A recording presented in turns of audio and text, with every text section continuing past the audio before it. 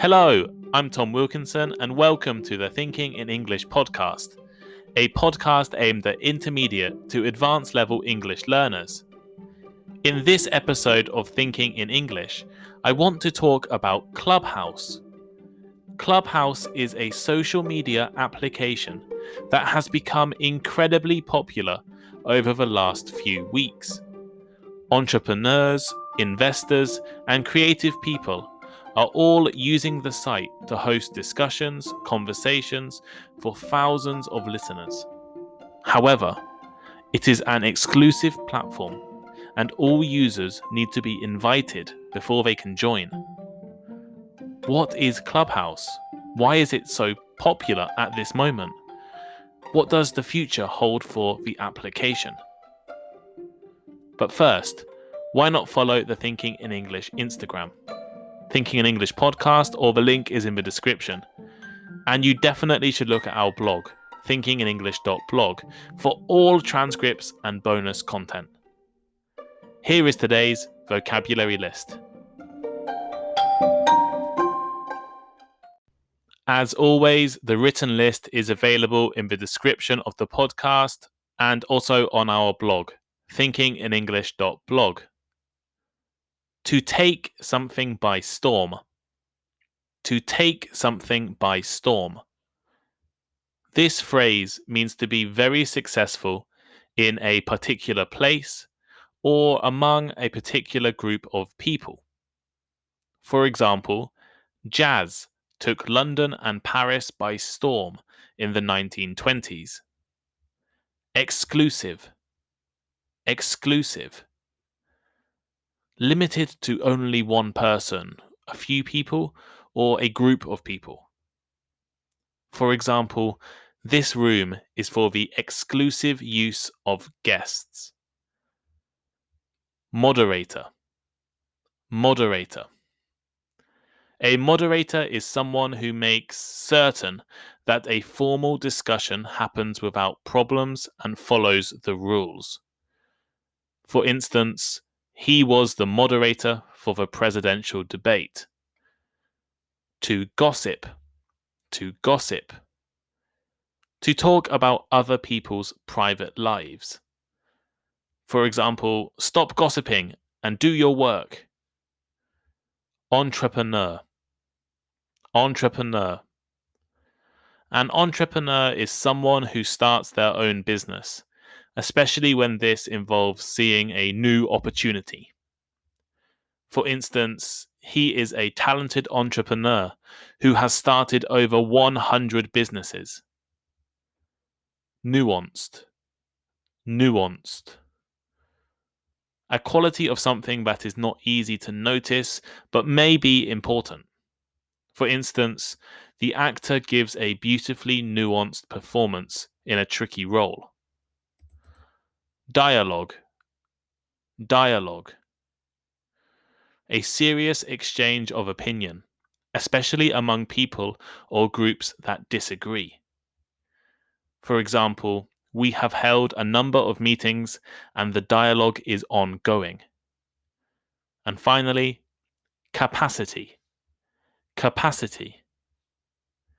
The total amount that can be contained or produced. For example, the stadium has a seating capacity of 50,000.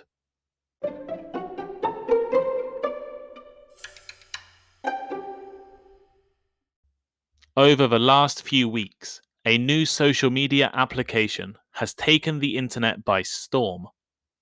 Millions of people are trying to access it, and a variety of successful and well-known people are already regular users of the app. This app is known as Clubhouse.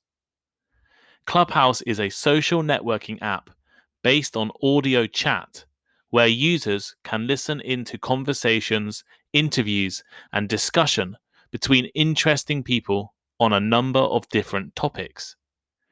It is sort of like listening to a podcast, but it is live and more exclusive. The exclusive part is that Clubhouse is invite only. You have to be invited by an existing member. It is not possible to just make an account like other social sites. I want to spend the rest of this podcast looking at Clubhouse in more detail and assess its chances for success and the future of the platform.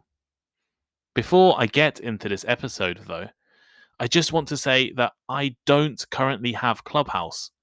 So if anyone does have the app and wants to give me an invite, please hit me up on Instagram. Clubhouse is designed for talkers and listeners. All the users can do both. However, there is no guarantee that anyone will listen to your talk.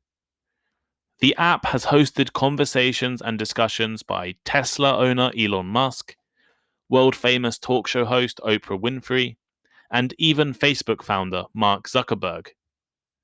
For listeners, there is a whole range of different chat rooms on various topics. There are chat rooms for social media advice, foreign language practice, investment tips, and really any topic you can think of. The speaking events and conversations are set up like a virtual stage. There is a host and a set of moderators who control the direction of the conversation, who gets to speak, and when they get to speak. Audience members can ask to say something, but are only allowed to if they are given permission by a moderator. Apparently, the experience you have on Clubhouse depends on how you use the app and what rooms and subjects you decide to follow. Sometimes it can be like you are listening to a live podcast. Other times like an industry-specific panel at a convention. Or even sometimes feel like a group of colleagues gossiping in the cafeteria. The most popular talkers tend to be already successful people in social or professional circles, with the largest chat rooms usually led by creatives, entrepreneurs, and investors.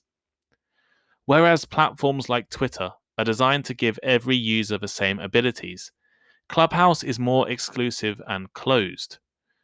You are only recommended things that you are already familiar with. The most notable feature of Clubhouse is its exclusivity. As I previously mentioned, Clubhouse is invite only, at least for now. You need to receive an invite from an existing user, and it is only available through Apple's iOS App Store. Each user is only given 4 invites to hand out. This exclusive style of business is not new. For years, members clubs, country clubs, conventions, and even dating apps have used the same business model. It makes users feel special, as they are part of something other people cannot join. What is the appeal of Clubhouse? The founders see real and nuanced conversations as the main selling point. Unlike the aggressive and, to be honest, uneducated debates you see on other platforms, they want Clubhouse to be a nicer and more open community. Before the app was banned in China, it made global news after Chinese, Taiwanese, people from Hong Kong, and ethnic minorities living in China held discussions on topics normally banned in the country. According to some participants, the discussions were well informed and offered hope for dialogue between groups of people who rarely get the opportunity. Despite this, there have been concerns about the app. How Clubhouse intends to deal with harassment, hate speech, or misinformation is still not clear.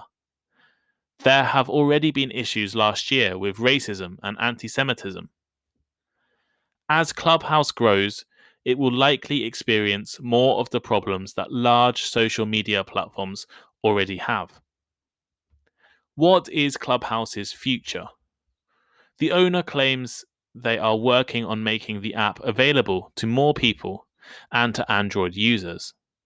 However, for now, it remains exclusive. It has a lot of potential for growth.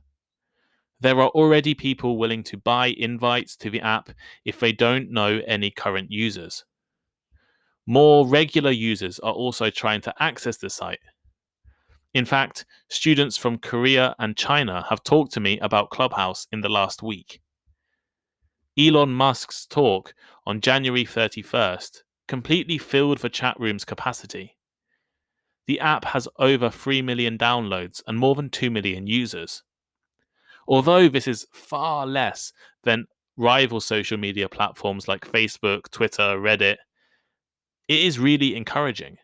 In fact, it is apparently valued at $1 billion already. On the other hand, will Clubhouse stay around for the long term? Will they be able to create a community of regular users who will regularly listen to the conversations? They probably need to rely on the people talking rather than what they are saying to attract audiences.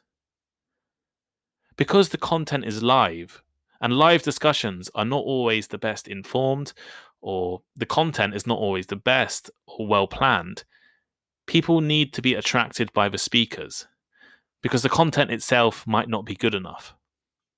So as long as Clubhouse can attract Elon Musk's, Mark Zuckerberg's, and other high-profile guests, perhaps they have a role.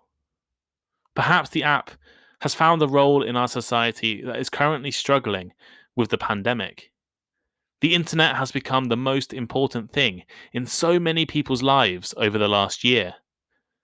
We need it to Zoom our families, to do our jobs, and to buy our essentials. Perhaps listening to conversations is something we have been missing. Whether or not this app will last is still to be seen. So here is today's final thought. Would you want to join this kind of app?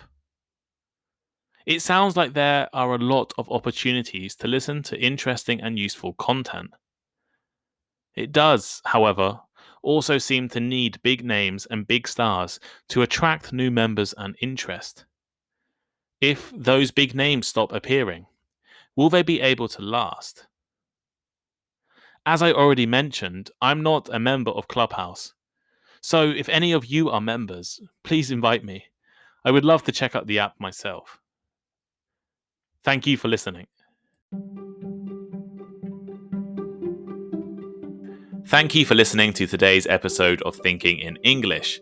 Please share with your friends, check out our social media links in the description, and send us a message. We really appreciate all of your feedback. And if you have any ideas for topics or future podcast guests or any other learning format, please let us know. And please leave me a rating. We're now on Instagram. I'm sure you've already seen it, but go there, check it out.